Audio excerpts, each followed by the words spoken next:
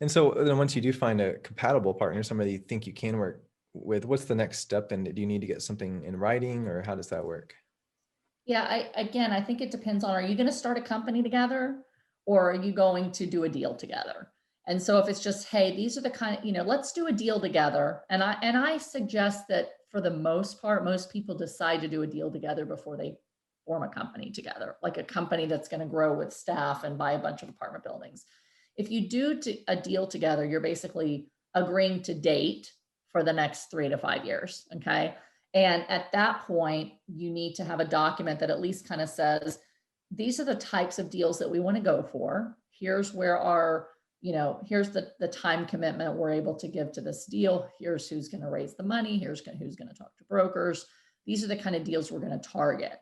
And then once you find that deal, when you create your operating agreement for the LLC, and this is something, you can kind of have pre-planned, but once you have a deal under contract, if it's over $1 million loan and you're probably going to go agency debt or CMBS or whatnot, you're going to have to create a special purpose legal entity. So that legal entity is going to own that asset. And at that point, you're going to have an operating agreement for that legal entity. So in your operating agreement, I suggest you have a roles of partners addendum. And that roles of partners is going to make very clear, Todd is going to do XYZ for this company, for this apartment complex. Anna is going to do ABC for this apartment complex, for this entity. And so that way it's very clear the separation of duties and who does what. And anything that's a shared responsibility would also be in that roles of partners document. So you can really form that on a deal by deal basis.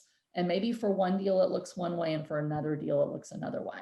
So even when you form a company, typically that company is going to be like a parent company or manager of a separate legal entity that only owns that one property. If you're creating a company, then you've got a much larger operating agreement, much more in-depth roles of partners document as to how that company is going to grow, a business plan on growing that company, and very fine level of details of who wears this hat till when, how often do we meet, who makes executive decisions, where are the voting rights, what are the ownership percentages. So all of that has to be memorialized, and it can take a long time to hash all that out.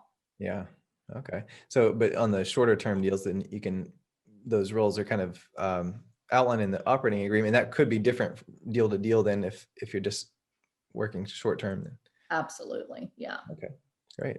Well, you've shared a lot of really powerful information today. Do you have any final thoughts about partnerships that you'd like to share, or maybe how you'd sum it up?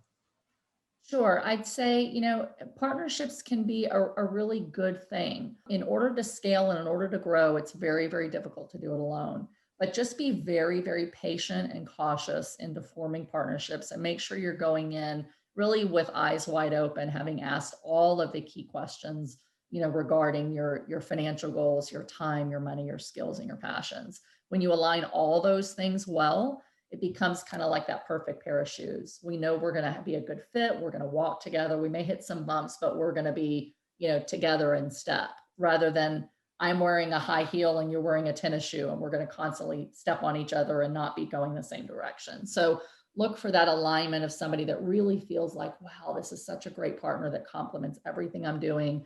We want to go in the same direction. Our risk tolerance is well aligned. We're both collaborative and respectful of each other. And then say, okay, great, let's find that deal that we can do together as kind of the dating or courtship period. And then after we've done one together, we'll see where it goes.